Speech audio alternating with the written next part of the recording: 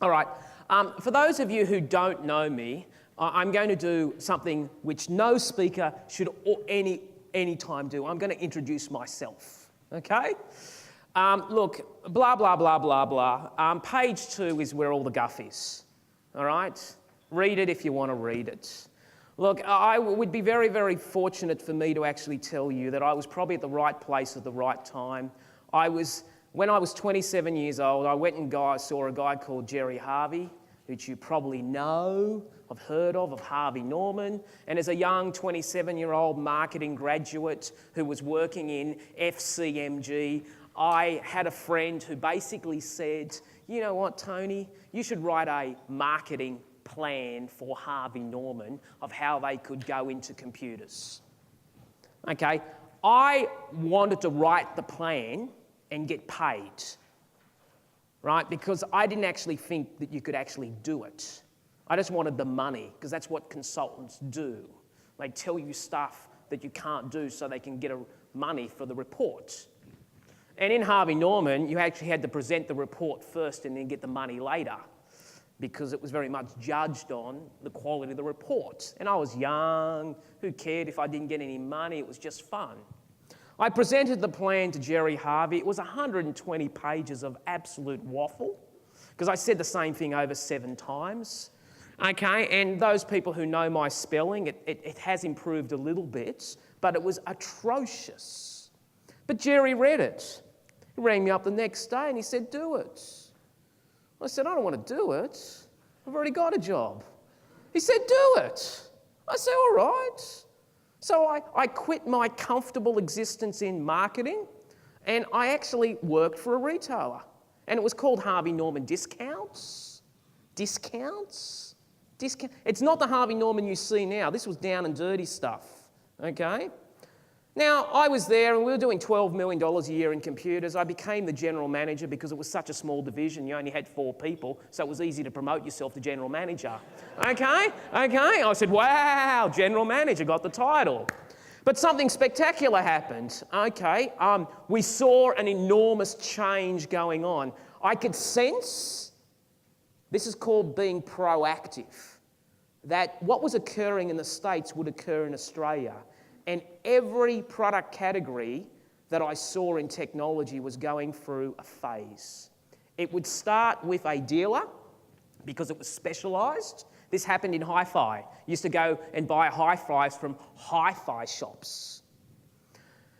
And what was occurring is there were a lot of computer dealers out there, but the market was saying, you know what, I'd like to buy it from a retailer. Okay, I'd like to buy it from somebody who's open 7 days a week. I'd like to buy it from somebody who's going to be around more than 4 years. I'd like to buy it from somebody who, you know, is convenient and offers me interest-free. That's what Harvey Norman did. It was the first to market a computer as a commodity. Captured the marketplace. We grew the business from 12 million to 570 odd million. And computers became the largest single division of Harvey Norman. 31% of the total turnover when I left was in computers. It eclipsed electrical and furniture, which was staggering. And in many ways changed the fundamental face of Harvey Norman as you see it now, because in the past it was a furniture retailer. Okay, left that, had some real challenges because I used to love my work so much that I ignored everything else in my life, including relationships. So I got the big message there. Hey, I'm not going down the right path. Then I started up a technology company and I got $6.2 million and did all that sort of stuff and managed and merged that technology company in some very scary times called the technology bubble burst, which happened in 2000. And then in 2002, I did something extraordinary. I forgot about money. I did my passion. I actually said, no, I'm going down the wrong path here, all right? I actually said, what I'd really like to do is I'd like to help people. And I honestly considered ministry, but then I worked out how much pastors made and I said, no chance, okay? Okay. And I actually said to myself, but maybe I've been given a gift. And maybe I shouldn't be abandoning that gift. I should be utilising that gift for a different purpose. That's all that occurred.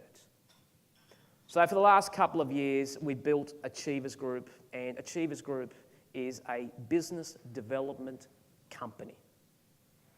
And you're here because this program is, and Peter Irvine is a very important part of Achievers Group, and we work together on many projects and on many clients, and that's a little bit about myself.